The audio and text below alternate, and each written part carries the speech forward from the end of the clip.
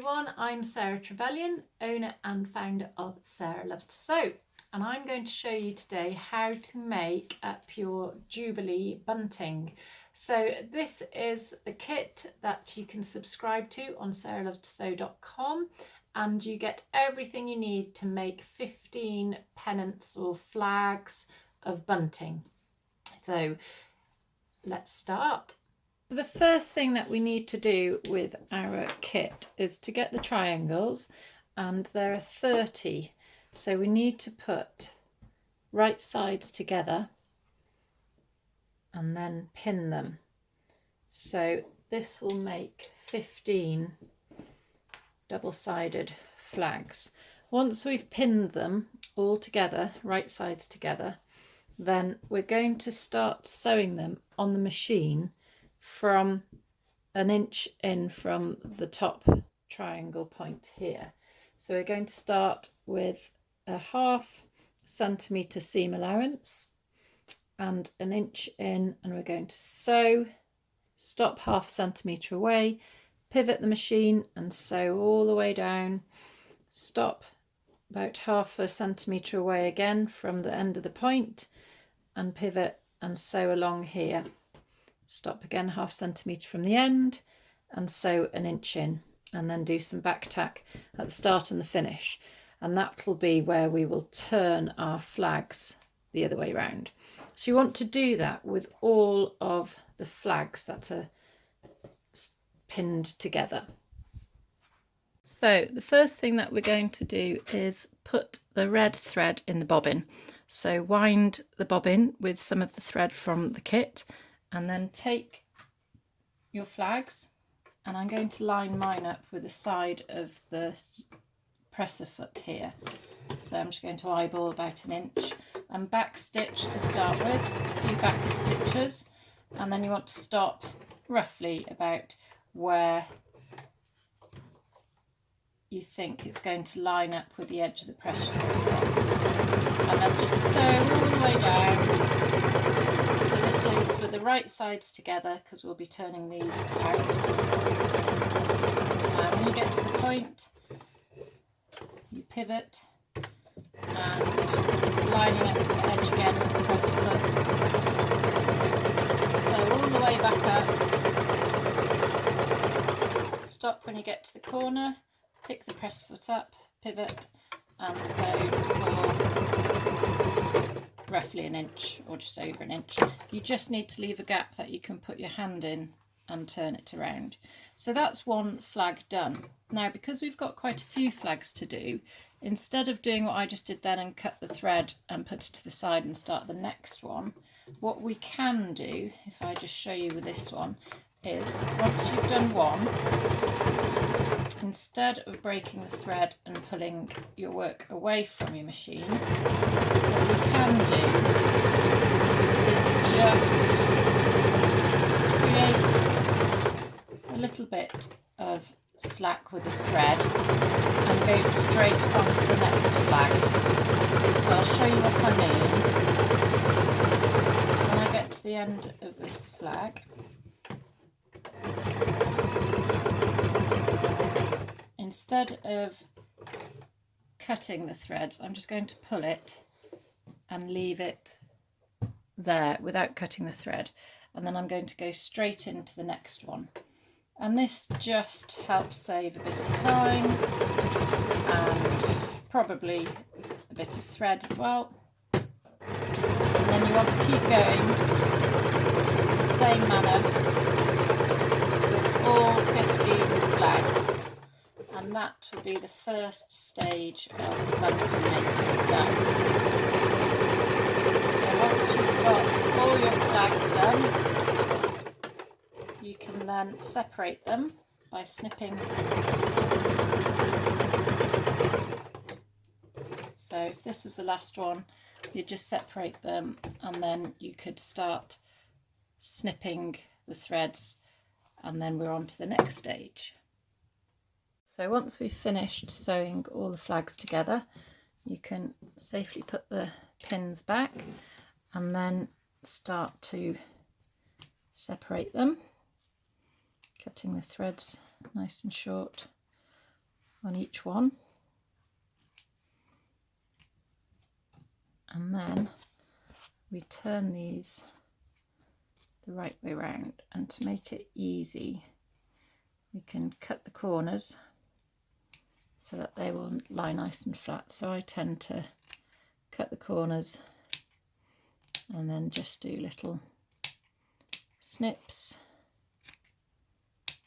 around those corners there, and this will just aid the fabric to lie flat when it's turned round. So then you put your hand inside the flag and start turning the flags the right way. Now you might need to use a pencil or a knitting needle, or I use a chopstick. You might have a special sewing turner around tool, but I then just start to poke the points out so that you get the shape of the flags coming through. And then because you've snipped them, they should get to quite a good point. So you want to do that to all 3 of the corners of the bunting.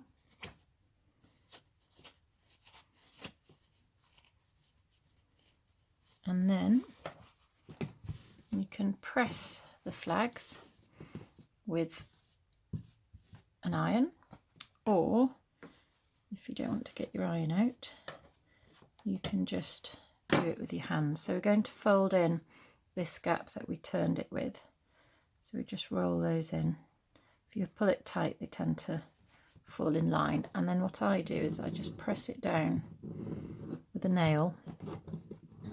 And because these are nice cotton, it will tend to lie where you press it.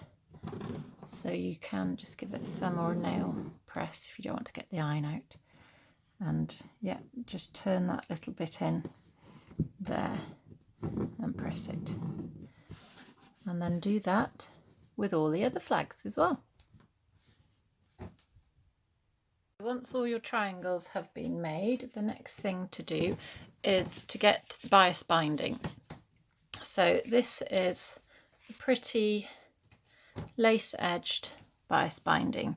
So it's called bias binding because it's got a slight stretch on it. It's cut at diagonal rather than on the straight. And this one is quite a delicate one, but it's got the little trim at the bottom. So if you just prise open the top of it like so, or the bottom of it actually, we can then start to place the flags on the bunting. Now you might want to lay this out on the floor. There's 3 meters of it here, and what I did with mine was I measured, let me just double check the measurement. I had just over 15 centimeters of a tail at either end to tie it, so just enough really to get a little slip knot in to hang your bunting. So with 15 or 16 centimeters at each end of the bunting, I then laid my flags next to each other with just a centimetre gap in between, or a finger's width I think I used actually. So about finger's width, and then I put the next flag. And if you do it that way, your full length will be 2 meters 73 centimeters. So obviously if you want 3 meters with a slightly longer tail, or you want to spread them out, then you can decide that. So I recommend getting the bias binding, put it down on the ground, on the floor, and then just start positioning your flags to see where you want them and how you want them spaced. For this I'm going to do the same as before, so it was roughly 15 centimeters to start with, and then just start to put this in place, and you can pin that in place and then take it to the machine, and then you can keep adding your flags as you go. If you've already measured a finger's width, that you're going to do a finger's width or 2 fingers widths. So I'm going to keep it 2.73 meters, and I'm just going to do the finger's width in between. So I'm not going to pin all the flags on. I will pin them as I go, so I'll just make sure I leave that space, pin and sew. So we'll just take that to the machine. Okay, so back at the machine, we're using straight stitch again. I've got it on 2.5 centimeters, 2.5 stitch length, and we're going to start at the end of the bunting, so you can trim it off if there's any little frayed bits, and you can just sew across the bottom and then down. If you want to be super neat, you can fold it in and then close it. Okay, so, and if you need to, you can just pin that before you get to the machine, so you can position it correctly. Now, I find some machines don't like doing thick things right at the very start, so I'm not going to put my needle in at the thick bit at the end. I'm going to start on the straight, and I'm going to reverse back and then around the corner. So I've taken the pin away now, and we're on straight stitch, but I'm going to go back, and I've just got a little bit of tension on this because I know it's going to go through a thick bit. I'll just do one more stitch back, and then I'm going to pivot it and just come in this way. So a little diagonal, and then I'm going to go forward, and I can see now the feed dogs don't really move the fabric along when it's thick on a tiny bit of fabric like that. So I just hand wheeled it slowly up and down and moved it with my fingers. And then I'm going to turn it round, and then again I'm expecting it to get a little bit stuck because there's not much fabric for the feed dogs, which are these things underneath, to move it along. So I'm just going to help it along a little bit. So I'm sort of pushing it as I'm sewing, and it's getting a little bit stuck. So I'm going to use the hand wheel, lift the presser foot up, make sure nothing's caught, and then I'm just going to hand wheel it forward a little bit.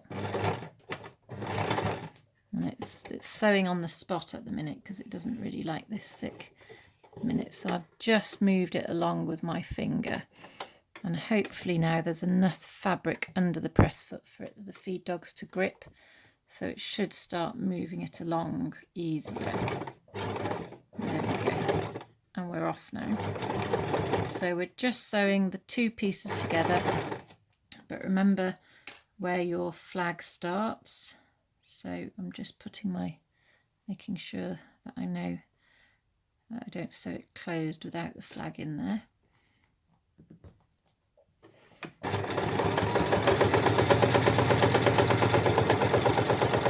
So it's just literally practicing sewing in a straight line until you get to the flags.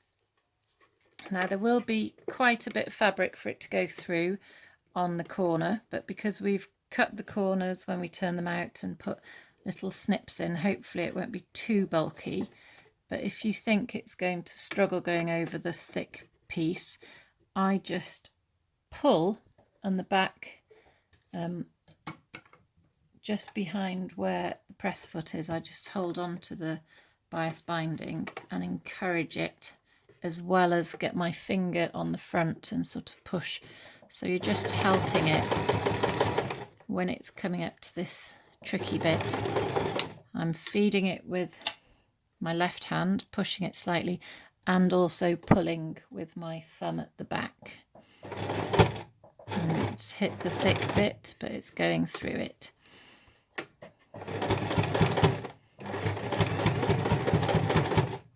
And you just want to make sure that you're getting the flag in.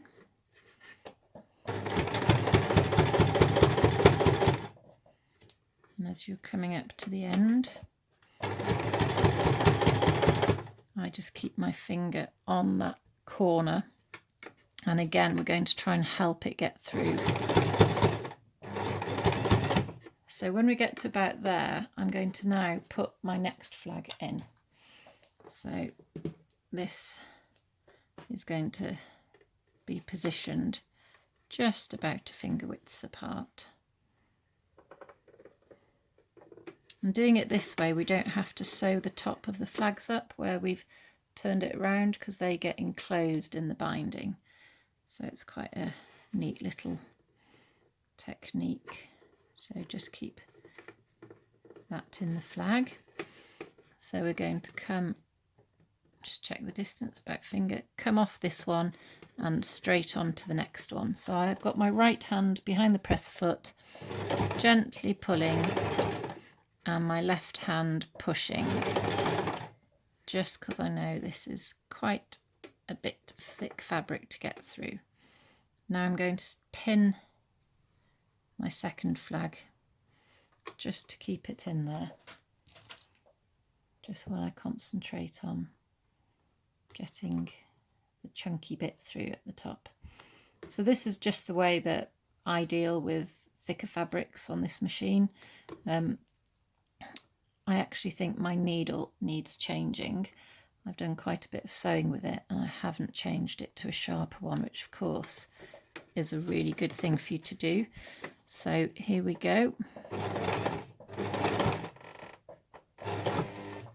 And if it gets stuck, instead of just ramming it with my foot and breaking the needle, I just use my hand wheel to really help it along, still pushing. And it's on the thick bit now, so I'm just going to gently pull as well for the next stitch. And then you'll be able to feel when that bulky fabric has gone under the presser foot, and you can carry on straight to the next corner.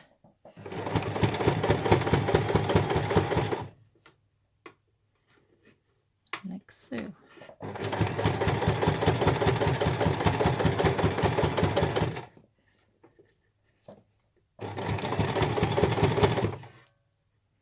I'm going to get the next flag and do the same again, a finger distance between, put the flag in, and you carry on this same technique until you've got all the flags on the bunting. And when you come to the end of the bunting, just stop before you get right to the end, and you can open it out and fold it in again like we did at the start. So that's just literally at the end. You'd open it out, not fully open, you don't want to open those out, you just open it out like that, and then you can fold the end over and close it, and it just can tuck those little bits in, and you just sew across the end there as well. And that is your bunting finished.